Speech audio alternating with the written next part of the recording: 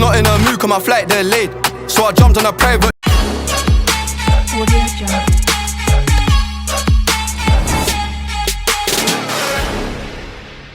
Hey guys, my name is Keshav, your personal fitness coach. Welcome to the Pulse Burn and Glow। तो पहले वाली video में हमने reason for fat gain के कुछ points cover किए थे। अब इन पॉइंट्स को थोड़ा थोड़ा सा हम ओपन करते हैं और ये मोस्टली जितने भी पॉइंट्स हैं ये सब आपस में मिलते जुलते हैं। तो फर्स्ट हम बात करते हैं एक्सेस ग्लूकोज। देखिए, ग्लूकोज की मात्रा अगर आप ज़्यादा बढ़ेगी तो आपको फैट गेन होगा।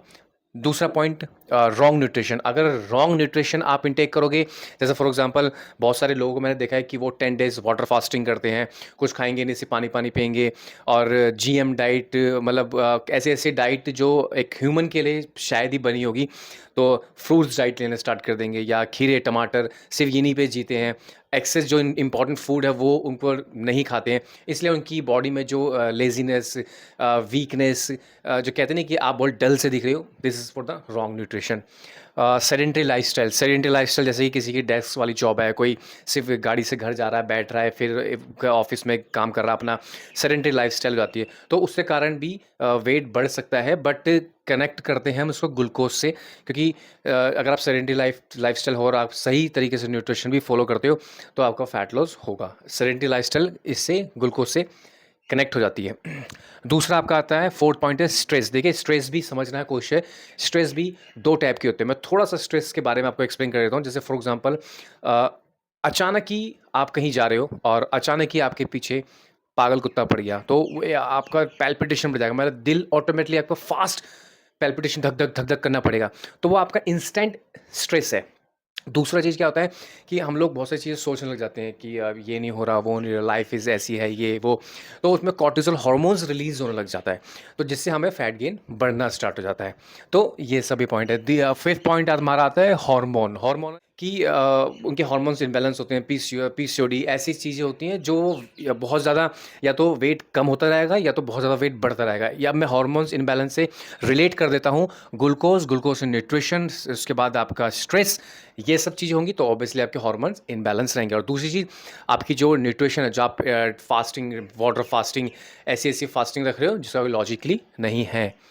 इसके बाद थायराइड। देखिए, थायराइड भी एक हार्मोन्स है, ग्लैंड, थायराइड से ग्लैंड है, तो हार्मोन्स भी थायराइड में भी, किसी का हाइपोथायराइड होता है, जैसे मैंने आपको बताया कि किसी का वेट बढ़ेगा ही नहीं, बहुत पतली रहती हैं, और बढ़ेगा तो एक्सेस बढ़ने लग जाएगा। दिस फॉर थायराइड, एक ग्लैंड होता है, वो हमारे यहाँ पे ग्लैंड होता है।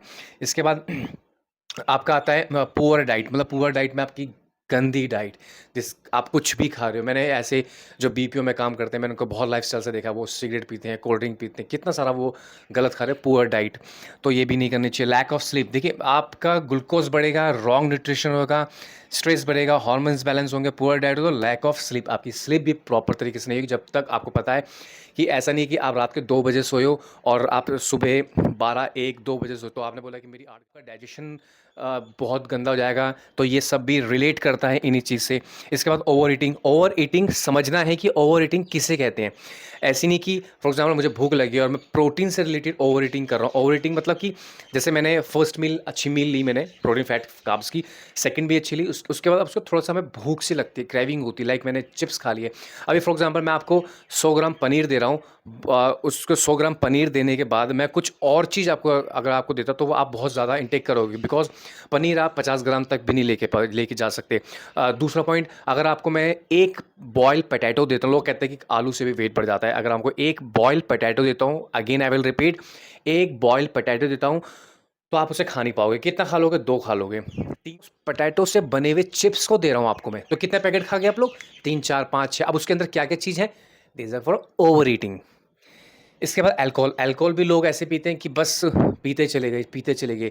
लोग कहते हैं कि मैं अल्कोहल के साथ मैं पनीर, ये सब भुर्जी खाता हूँ।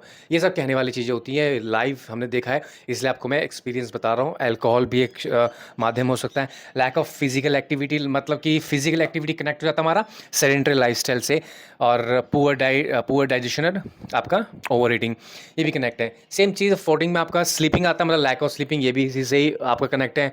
और प्रोटीन इंटेक, अब ये भी सब आपका न्यूट्रिशन से कनेक्ट हो चुका है। प्रोटीन इंटेक नहीं है आपका, स्किप मील, लोग क्या करते हैं कि जल्दी-जल्दी हबड़-दबड़ में अपनी मील को स्किप कर देते हैं और करते-करते वो स्किप ही चलता रहता है।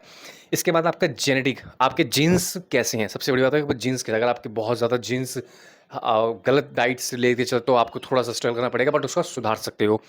इसके बाद आपका हाई कार्ब्स, देखिए 99% इंडियंस में हाई कार्ब्स से रिलेटेड फूड बने गए हैं। ऑलरेडी मैं भी बचपन से भी यहाँ तो मैंने हाई कार्ब्स फूड ही इनटेक करे हैं। ये भी गलत चीज़ हो सकती है। आपका एजिंग, मतलब कि आपका बुढ़ापा जब आ रहा है तब कहते हैं कि आपका वेट बढ़ना स्टार्ट हो जाता है। ये सारा कनेक्ट आपका इन पॉइंट्स के साथ रिलेट करता है। इसके बाद आपका work wrong knowledge of food, ये भी रॉन्ग नॉलेज फूड आपका रॉन्ग न्यूट्रिशन से कनेक्ट करते हैं। जब तक आपको पता नहीं रहेगा कि प्रोटीन, फैट, कार्ब्स किसे कहते हैं, तो आई होप आपको पता नहीं रहेगा। स्लो मेटाबॉलिज्म, ये सब कहने की चीज़ें, स्लो मेटाबॉलिज्म, फास्ट मेटाबॉलिज्म। आपको जब मेटाबॉलिज्म के बारे में पता चलेगा तो ऑलरेडी इट्स डिफरेंट। इसके बाद आपका एक्सेस कैलोरीज़, लोग कहते हैं कि एक्सेस कैलोरीज़ नहीं खाना चाहिए। आप कम कैलोरी खाओ, आप डेफिसिट्स में रहो, उसके बाद आप कैलोरीज़ को ज़्यादा बर्न करो। ये पॉइंट भी मैं आपको कवर करूँगा, बट ये भी थोड़ा सा फीमेल्स इस post delivery of fat gain से गुजर चुकी हैं, बिकॉज हमारी इंडियन फूड्स में ही स्टार्टिंग से कहते हैं कि ड्यूरिंग हो तो आप बहुत सारी चीज़ें ये भी खाओ वो भी खाओ। उनका कैलकुलेशन नहीं होता है कंपेयर टू न्यूट्रिशन, कि क्या आपको कैलकुलेट करना, उनको क्या देना है। इसके बाद आपका शुगर एडिक्शन, देखिए शुगर एडिक्शन मतलब कि अगर मैंने आपकी चाय में चीनी हटा दी तो फिर आप सोर्स और दो हमारे पास मिल जाते हैं, तो शुगर एडिक्शन भी हो सकता है। स्टेरॉइड, मतलब कि ज़रूरी नहीं कि जिम के अंदर जो लड़के जो बॉडी बिल्डर इंजेक्शंस लेते हैं वो कोई भी मेडिकल कंडीशन होती है उसके अकॉर्डिंग भी आपका वेट बढ़ना स्टार्ट हो जाता है। इसके पीसीओडी, वो पीसीओडी जो हार्मोन्स इम्बैलेंस है इससे रिलेट करेगा। मेटाबॉलिज्म सिंड्रोम, ये भी आपका रिलेट करता है इन्हीं चीज़ से। इसका injury and so can not workout, मतलब अगर सपोज़ आपको कोई भी इंजरी है तो वर्कआउट छोड़ देते हैं। मैं फॉर एग्जांपल, अगर मेरे एक स्टूडेंट, मेरे एक सर हैं जो जिनको शोल्डर में इंजरी थी, तो एटलीस्ट आप इंजरी को रिहैब तो करो, बट कुछ तो मूवमेंट्स करो, थोड़ी बहुत तो मूवमेंट्स कर सकते हैं। जंक फूड भी आपका रिलेट करता है रॉन्ग न्यूट्रिशन से, जो मतलब फ्रंट जो सेडेंटरी लाइफस्टाइल है उसमें काफ़ी स्ट्रेस हो जाता है, तो ये सब ऑटोमेटिकली सारा पॉइंट आपका इसी से मिलता जुलता है। इसके बाद लो फाइबर, लोग कहते हैं लो फाइबर खाते हैं उससे भी आपको फैट गेन हो जाता है। ये सब सारा जो पॉइंट्स है ये आपस में ही रिलेट है। अगर आप पॉइंट देखोगे तो ये सारी चीज़ आपकी रीज़न ऑफ फैट गेन का कर सकता है। तो गाइज़ ये बेसिक चीज़ें हैं, इनका वैज्ञानिक साइंस, बिहाइंड ऑफ साइंस के अकॉर्डिंग थोड़ा सा बहुत डीपली जाता है। अगर फिर भी आप इसको और ज़्यादा समझना चाहते हो तो आप बुक्स ले सकते हो कि क्या क्या रीज़न, उससे बहुत सारी बुक्स आजकल पीडीएफ में आ चुकी है।